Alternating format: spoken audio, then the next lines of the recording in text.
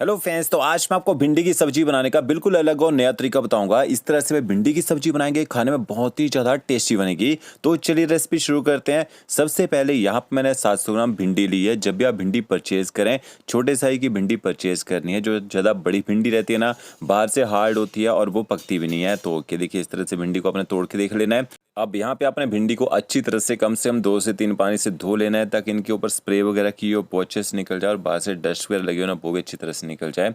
तो इस तरह से भिंडी को धो लीजिए। धोने के बाद आपने इसको ना छन्नी के ऊपर रख देना है और फिर आपने भिंडी को एक कपड़े के ऊपर डाल देना है। इसको थोड़ी देर आप हवा में रखिए ताकि भिंडी अच्छी तरह से सूख जाए। भिंडी अच्छे से सूख जाएगी ना तो ये चिपचिपी नहीं बनेगी। तो इस तरह से देखिए मैंने यहाँ पे पेपर के ऊपर भिंडी को डाल दिया है। 15 से 20 मिनट तक मैं इसी तरह से छोड़ दूंगा।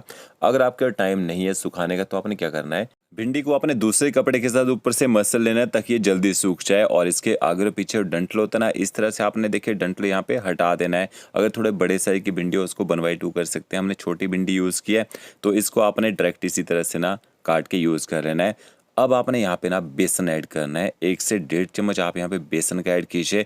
बेसन से क्या होगा, बाहर से जितना भी मॉइस्चर है वो खत्म हो जाएगा और जब हम इसको ग्रेवी में बनाएंगे ना बहुत ही अच्छा टेस्ट आएगा। आप ट्राई करके देखिएगा। तो ये देखिए 1.5 चम्मच मैंने यहाँ पे बेसन का ऐड कर दिया। नमक वगैरह आपने यूज़ नहीं करना है। यहाँ पे नमक से भिंडी ना पानी छोड़ देती है, वो चिपचिपी हो जाती है। फिर आपने कढ़ाई लेनी है। 1 बड़ा चम्मच आप इसमें ऑयल का ऐड कीजिए और जब ऑयल गर्म हो जाएगा फिर आपने इसमें भिंडी ऐड कर देनी है। और गैस की फ्लेम आपने मीडियम टू हाई रखनी है। मीडियम टू हाई फ्लेम में भिंडी को 3 से 4 मिनट तक थोड़ा सा फ्राई कर दीजिए।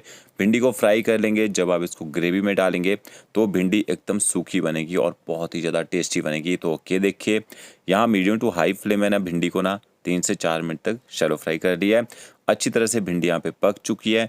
इसके बाद आपने भिंडी को एक बाउल में निकाल लेना है। इसी कढ़ाई में हम ग्रेवी बना के तैयार करेंगे। अब ग्रेवी कैसे बनानी है वो आपको आगे दिखाता हूँ।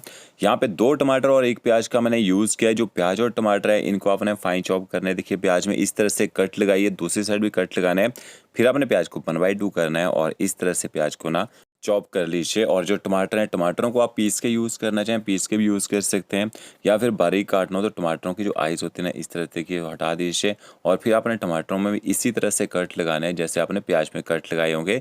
और इस तरह से सीधा करके टमाटर को रखिए और देखिए इस तरह से आप टमाटर को बारीक काट सकते हैं। तो प्याज टमाटर की आपने यहाँ पे इस तरह से कटिंग कर लेनी है। और इसके साथ में बहुत ही ज़बरदस्त टेस्ट लाने के लिए आपको यहाँ पे दही चाहिए होगी, और दही आपकी ज़्यादा खट्टी नहीं होनी चाहिए। तो 200 ग्राम मैंने दही ली है। आप दही कम डालना चाहें कम भी डाल सकते हैं। 1 चम्मच आपने अच्छे कलर के लिए इसमें कश्मीरी मिर्च पाउडर ऐड करना है। 1 चम्मच आप इसमें धनिया पाउडर ऐड कीजिए। आधा चम्मच जीरा पाउडर ऐड करना है। 1 चम्मच आपने इसमें कसूरी मेथी ऐड करनी है। कसूरी मेथी को हल्का सा रोस्ट करके डालिएगा, अच्छा फ्लेवर आता है। आधे से कम चम्मच आपने इसमें गरम मसाला पाउडर ऐड करना है। मसालों को दही के साथ अच्छी तरह से मिक्स कर लीजिए। मसालों को दही के साथ मिक्स करके पकाएंगे। दही आपकी फटेगी नहीं, कर्डल नहीं होगी यहाँ पे। तो ओके, देखिए इस तरह से मसालों को मिक्स कर लेना है। अब आपने इसी कढ़ाई में ना 1 बड़ा चम्मच ऑयल का ऐड करना है। ऑयल को अच्छी तरह से यहाँ पे गर्म कर लीजिए। जैसे ऑयल गर्म हो जाएगा 1 छोटा चम्मच आपने इसमें साबुत जीरा ऐड करना है। जीरे को थोड़ा सा चटकने दीजिएगा। थोड़ी सी आप इसमें अच्छे फ्लेवर के लिए हींग ऐड कीजिए। फिर आपने इसमें बारीक कटा हुआ प्याज ऐड कर देना है और गैस की फ्लेम इसके बाद आपने हाई रखनी है। हाई फ्लेम में प्याज को आपने तब तक पकाना है जब तक प्याज जो है अच्छे से सॉफ्ट ना हो जाए। ज़्यादा गोल्डन ब्राउन नहीं करना आपने प्याज को, थोड़ा सा कच्चा ही रखेंगे। भिंडी में कच्चे प्याज का बहुत ही ज़बरदस्त टेस्ट निकल के आता है। तो ये देखिए प्याज को थोड़ी देर पका लिया है। 1 चम्मच आपने इसमें अदरक लहसुन का पेस्ट ऐड करना है। अदरक और लहसुन को आप कूट के डालना चाहें ना कूट के भी डाल सकते हैं। अदरक लहसुन के पेस्ट को भी अच्छी तरह से यहाँ पे पका लीजिए ताकि इसका जो कच्चा और स्ट्रॉन्ग फ्लेवर होता है ना वो खत्म हो जाए। तो देखिए प्याज पक चुका है। आधा चम्मच आप इसमें हल्दी पाउडर ऐड कीजिए और इसके साथ में थोड़ा सा कश्मीरी मिर्च पाउडर मैंने इसमें और ऐड किया है। हल्दी पाउडर और कश्मीरी मिर्च पाउडर को 30 से 40 सेकंड तक आपने यहाँ पे पका लेना है ताकि इसका जो कच्चा टेस्ट होता है ना वो खत्म हो जाए। फिर आपने इसमें बारीक कटे हुए टमाटर ऐड कर देने हैं। टमाटरों को पीस के डालना चाहें पीस के भी यहाँ पे डाल सकते हैं। टमाटरों के साथ में आधा चम्मच आप इसमें नमक ऐड कर दीजिए। नमक डालने से और टमाटर है ना जल्दी गल जाते हैं। इसके बाद आपने टमाटरों को प्याज के साथ अच्छी तरह से मिक्स कर लेना है, थोड़ा सा भून भी लेना है। फिर आपने टमाटरों को ऊपर से कवर कर देना है। 3 से 4 मिनट तक एकदम लो फ्लेम इनको पकने दीजिए। ऊपर से कवर करके पकाएंगे, टमाटर बहुत ही जल्दी गल जाते हैं। तो के देखिए यहाँ पे टमाटरों को मैंने अच्छी तरह से गला लिया है। थोड़ा सा आप इनको हाई फ्लेम में भून लीजिए ताकि अच्छे से मैश हो जाएं। तो अब हमारा मसाला तैयार हो चुका है। इसके बाद आपने इसमें दही के साथ जो मसाले मिक्स करके रखे होंगे ना वो ऐड कर देने हैं। और पानी का यूज़ आपने बिल्कुल नहीं करना है। पानी डालेंगे तो क्या होगा, दही फट जाएगी, उसके दाने दाने बन जाएंगे। अब आपने गैस की फ्लेम हाई कर देनी है और दही मसालों को ना अच्छी तरह से टमाटरों के साथ मिक्स कर देना है और कंटिन्यू अपने पलटा चलाते रहना है।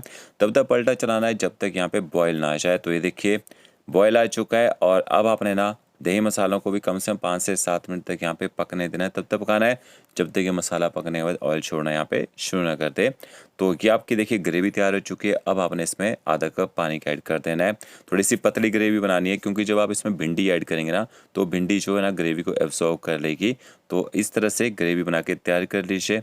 अब आपने जो भिंडी यहाँ पे फ्राई करके रखी होगी वो ऐड कर देनी है और भिंडी को भी अच्छी तरह से ग्रेवी के साथ मिक्स कर लीजिए।